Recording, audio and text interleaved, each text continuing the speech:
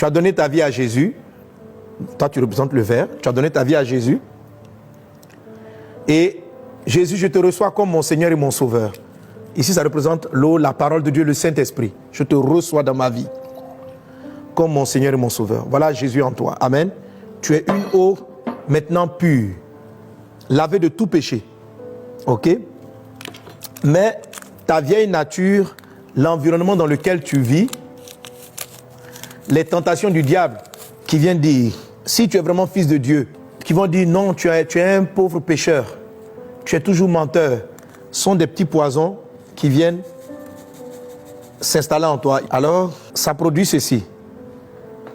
Est-ce qu'il y a de l'eau dans le verre? Est-ce qu'il y a la vie divine dans ce verre? Oui.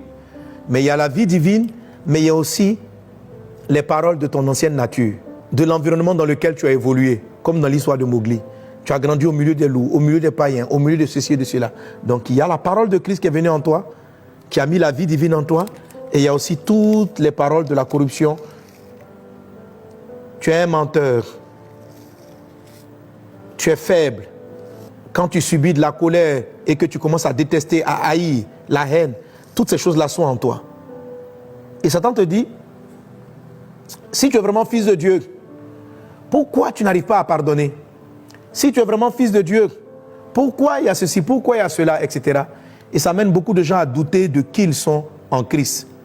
Alors, Jésus vient dire à ceux qui avaient cru en lui, si vous demeurez dans ma parole, vous êtes vraiment mes disciples, vous connaîtrez la vérité et la vérité va vous libérer de tout cet esclavage de votre vieille nature et de vos vieux péchés.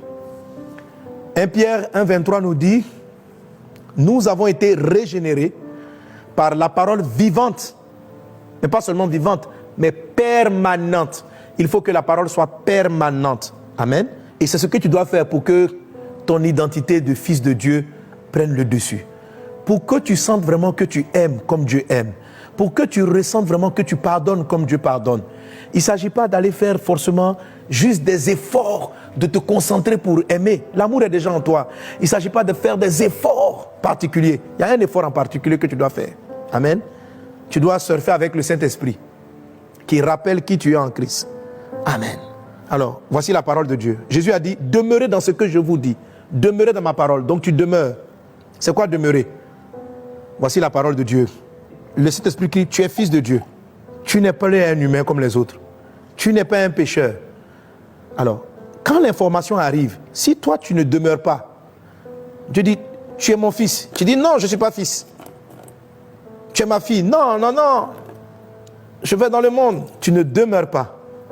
Ton identité ne prend pas le dessus. Mais si tu demeures, tu ne bouges pas, tu es fixe, et que tu laisses ce que Dieu dit, la parole de Dieu, dis avec moi, je suis fils de Dieu.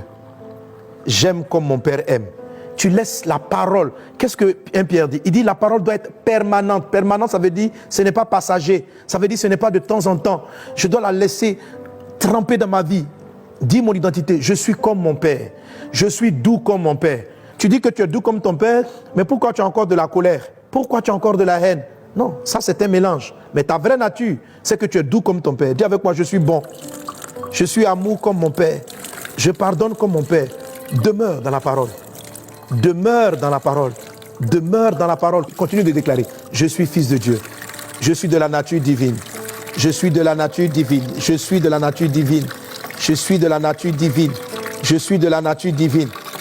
Il faut que la parole soit permanente. Je suis de la nature divine. Je suis comme mon Père, comme mon Père, comme mon Père. Et tu continues. Je suis fils de Dieu. J'aime. Alors, tu peux sentir en toi de la colère. Mais ce n'est pas ta nature. Tu n'es pas coléreux. Tu es divin. Et Dieu n'est pas colère. Alors, tu continues de confesser la vérité de qui tu es et non la vérité de qui ta vieille nature était. Tu es une nouvelle créature en Jésus. En Jésus. Mais il faut que tu demeures. Il dit, nous avons été régénérés, c'est-à-dire enlever les anciens gènes, restaurer les nouveaux gènes, les gènes de la divinité, par la parole vivante, mais permanente. La permanence de la parole de Dieu en nous, bâtie en nous. Et tu pourras dire un moment, tu vois, ici c'est l'eau divine, ça c'est toi, tel il est, tel je suis. Il dit ceci, j'avais dit vous êtes des dieux, vous êtes des fils du Très-Haut, cependant vous mourrez comme des hommes quelconques. Voici un des grands éléments pour lesquels beaucoup de chrétiens n'arrivent pas à laisser le divin miraculeux venir guérir leurs proches, sauver, parce que pour eux, le miraculeux, ce qui est de Dieu, est loin d'eux. Ils sont des simples hommes pécheurs. Tu n'es pas un pécheur. Dès l'instant où tu as donné ta vie à Jésus, tu n'es plus un pécheur. Tous tes péchés ont été effacés, tu es devenu fils de Dieu. Mais pour que cela ait un effet réel dans ton quotidien, dans ton attitude, sois convaincu de ton identité et demeure dans la vérité de Dieu. Laisse-la inonder ton être intérieur et au fur et à mesure, elle va expulser les voix étrangères. C'est pourquoi l'Esprit du Seigneur crie, il crie pour que sa voix porte plus fort que les voix de ta chair, les voix de ton passé, les voix de ton entourage, pour qu'il crie en toi, tu es fils de Dieu. Dieu est ton Père. Dieu est ton Père. Si Dieu est ton Père, Jean 5, 18, tu es de sa nature.